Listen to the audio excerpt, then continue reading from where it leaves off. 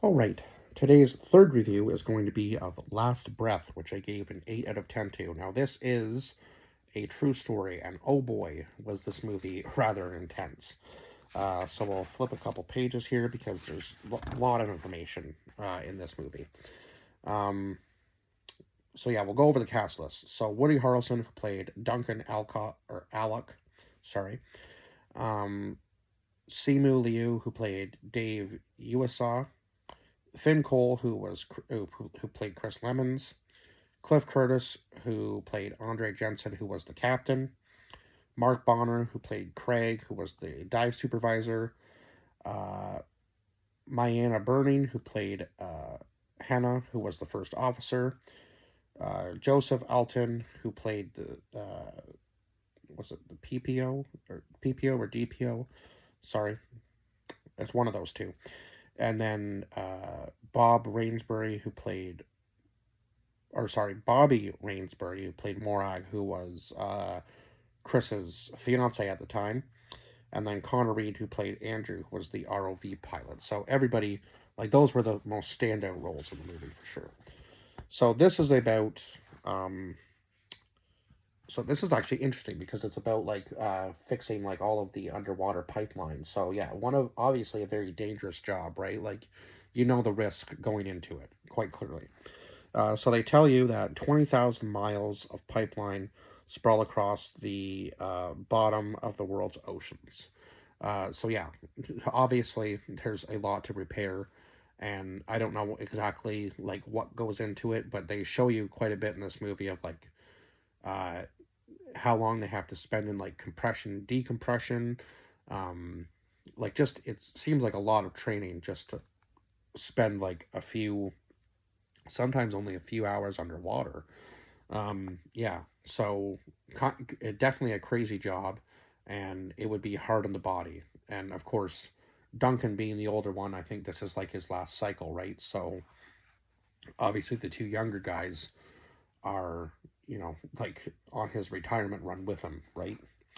Now, the pipelines are maintained by what they call saturation divers, and some of them work up to depths of 1,000 feet. So that's a crazy, crazy depth to go down. Like, I don't even think, like, it was dark at like 300 feet what they were working at in the movie. I can only imagine having to go down any further than that. Like, you wouldn't be able to see, it would be pitch black.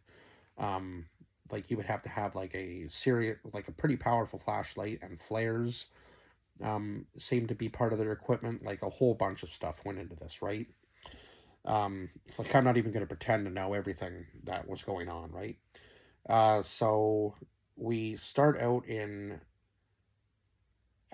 Aberdeenshire, Scotland, or Aberdeenshire, Scotland. Sorry, my bad.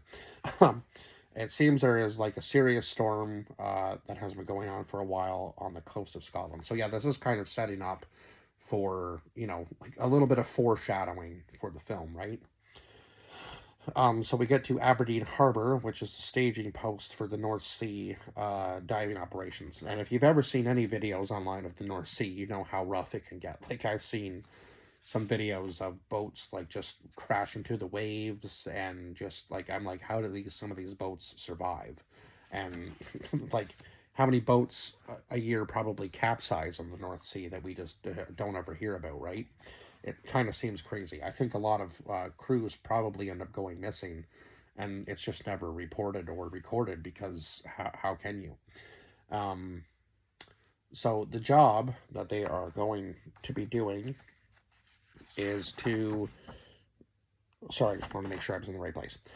So the job is to replace the pipelines to keep the gas going so homes don't go cold in the winter, which is fair, right? Like, obviously, that's a pretty big job. Like, you're helping a lot of people out, obviously. So yeah, you don't want to screw anything up. So three teams of divers will spend 28 days in compression before diving, which is a crazy amount of time. Like, that's almost a month in like a tiny little compression capsule that just kind of, I guess, gets your body prepared for obviously at the depth that you're going to be diving to, right? And I feel like maybe it would be different for each depth of dive. Like, I'm not sure, because 28 days, I guess, if they're only working at like 300 feet, right? Like maybe, yeah, I'm not sure. Like, I'm not sure about the changes for depth. I would imagine it would. Like, I would imagine 1,000 feet would probably be, so yeah, like 300 feet was 28 days. So how long exactly would 1,000 feet be? Like, if we're thinking about that, like that's almost a month just for 300 feet. So it would probably be, I feel like maybe potentially it could be like almost like 3.5 months in compression just to dive to 1,000 feet. That seems crazy. I'm just guessing. I'm just speculating here, but yeah. So Duncan does say to Chris that he is done after this dive. The company has decided 20 years is enough, which, I mean, 20 years of diving, right? Like he's not even doing the dives anymore. He's just helping the other two put on their equipment. Like, he's going down in the what they called the oh my god, what do they call it? I can't remember, but like the little pod that they're in or whatever. Um, yeah, so of course Chris is a little saddened by that, because obviously that team, like him and Duncan, have been doing dives for quite some time together, right? So he's gonna be a little sad about that, right? Because obviously Chris seems like much younger, like kind of a newer diver at this point. I guess newer compared to maybe Dave and it was Dave, right? Like, he seems like a bit of a newer diver compared to Dave and Duncan, right? Like, that's what I was getting out of it anyway. Yeah, Dave. Okay. Um, so yeah, Dave seems like a little bit of a kind of like a tough guy. Like, at least he holds that tough guy persona, but you can kind of see in his character that he was definitely concerned um, after what had happened to Chris, right? So the thrusters for the ship all go offline, and the ship loses power, starts drifting off course. Now, at this point, Chris gets obviously they climb to the top of, like, him and Dave climb to the top of the manifold, but Chris ends up getting his line snagged, or his umbilicals, what they called it, snagged on the manifold, and he loses his main gas supply and has to go to his bailouts. So he has about 10 minutes of oxygen left, I think, um, at that point. So, of course, Dave tries to, like, calm him down, says, your line's going to snap, like, completely. And Dave, says, I will come back for you, like, I will save you, but you have to make it back to the top of this manifold, because I'm not going to be able to find you in the dark, like, on the ground in the dark, right? Um, so I'm not sure exactly how far the boat ended up drifting, but Chris is down to 8 minutes of oxygen by the time he, like, wakes up from falling. Um, and then as the boat keeps drifting, obviously he gets lower on time. So now he's down to 4 minutes of oxygen, and the crew begins to take control of the thrusters manually. So the captain and the first mate, first hand, whatever you want to call her, um, try to take control of the boat manually in order to steer it back to, like, where they're supposed to be, like the dive site, right? Chris does make it back to the top of the manifold, and then as the boat's coming back, he runs out of oxygen. Now, they are able to find Chris on top of the manifold, but he has now gone over 7 minutes without oxygen. So this is, at this point, they're just watching him on camera, like, he's lost oxygen to his brain, so he's having, like, body spasms and so on and so forth. So it's kind of crazy. They're just, like, watching him slowly die, essentially, underwater. Now, Craig tries to save Chris with the ROV by clipping the arm to one of his, like, I guess, like, clips on, like, his suit, and trying to pick him up. Now, he doesn't realize that Chris has, like, carabinered himself to the top of the manifold, because obviously if he went unconscious, he didn't want, like, the tide underwater to be taking him away, right? So smart play on his part, but kind of unfortunate for the people who are trying to save you, right? Because they're trying to get him back to the pod in order to save him faster, right?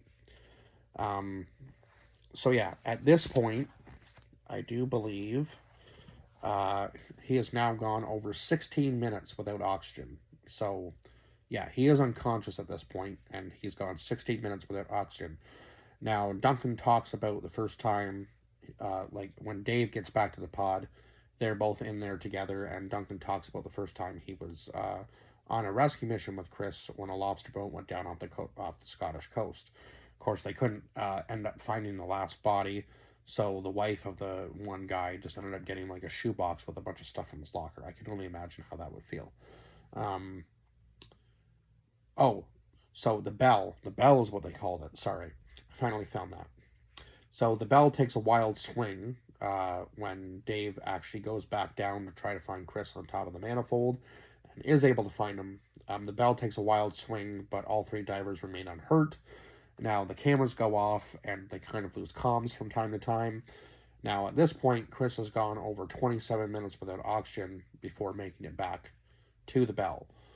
Now Chris is breathing, so he is alive, but he is unresponsive. Eventually, after like, I don't know, a few minutes, he finally comes to and responds. So yeah, thankfully, doesn't seem like there's any damage to him at least. Now, be 27 minutes without oxygen, they still have to check on him every day, right?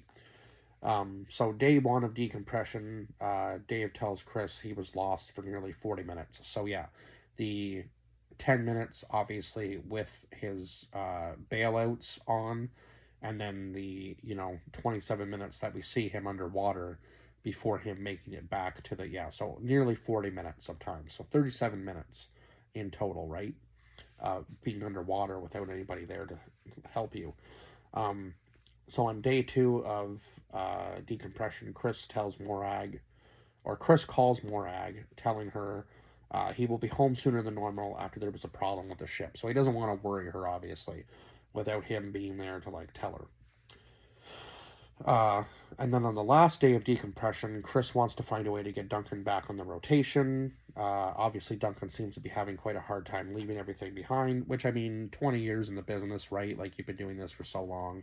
He's just not ready to hang it up yet, even though he might be older, and maybe diving to that depth probably puts his health at a higher risk, I would think. But yeah, he's just not ready to hang it up quite yet. So Chris actually tells Morag about what happened when he gets home. He says, it was a little rocky there for a while. One of the divers ended up getting lost, but we found him. And of course, Morag kind of goes, oh my God, sort of thing. And then she goes, oh my God, it was you, wasn't it? Now, in that time, they get married. After that, they get married, of course. They do tell you at the end of the film that Chris was cut from oxygen for 29 minutes. So he spent 39 minutes underwater with, so obviously he had his bailouts for the 10 minutes, right?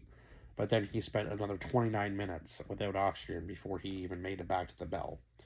He somehow suffered no lasting mental or health damage. Now, they do speculate that this may have been a result of a unique combination of depth and temperature. Now, I'm not exactly sure. They did, heat the suits when they went underwater, so I'm not sure whether, he had enough warmth in the suit for long enough to maybe keep his body temp up, which maybe didn't cause any damage. I'm not really sure. This is just me speculating again, too, right? Now, they did say that experts still can't explain his survival.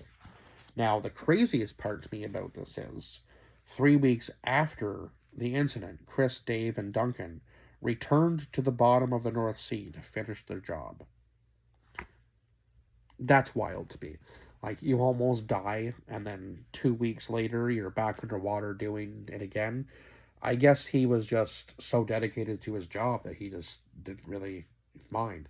Now, they do kind of poke fun of it a little bit, when he's going back underwater, they tell him not to mess it up this time. So, yeah, at least they were able to joke about it, right? He goes, yeah, okay, not this time, sort of thing. He says something back to them there, but yeah, it was just, oh my God. I can only imagine how Morag felt,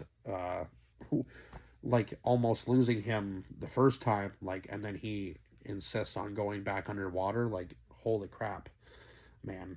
Yeah, you'd have to be you'd have to have you'd have to be really dedicated to that job to want to do it. Now, I guess it is kind of like a thrill, I suppose. It did look fun to be underwater like that. Like I will say, it would kind of felt like, I guess he explained it as like it was kind of like space, but obviously at a depth, right? So yeah, it just seemed like it would be a fun job, but obviously a very high risk, high reward type thing. And I'm sure the pay is good. So yeah, maybe leaving that job is somewhat hard to do when you're getting that. I can only imagine the amount of money you'd be getting for a job like that. But anyhow, yeah, very intense film. Yeah, lots of like on your edge, like on the edge of your seats moments. Yeah, just a very good film. Kind of a hidden gem, I guess, and it did come out, I believe, last year. So yeah, I would recommend this film if you're, yeah. Obviously, maybe if you're a little bit squeamish, maybe not the film for you, because there is some parts in there that even I was like, "Whoa, this is kind of intense." Like even for me, and usually I'm not like that. But when you know it's based on a true story and you're not sure what's going to happen, you're like, "Oh my god!" Like, hopefully they can make it back to him, right? Like you're really hoping that something good comes out of this, right? And it didn't look good for a little while, but yeah, they were able to save him, and obviously he's still doing well to this day. So yeah, just miraculous that nothing bad happened in this story. But anyhow, that's it for this review. I will see you guys in the next one. Bye bye for now.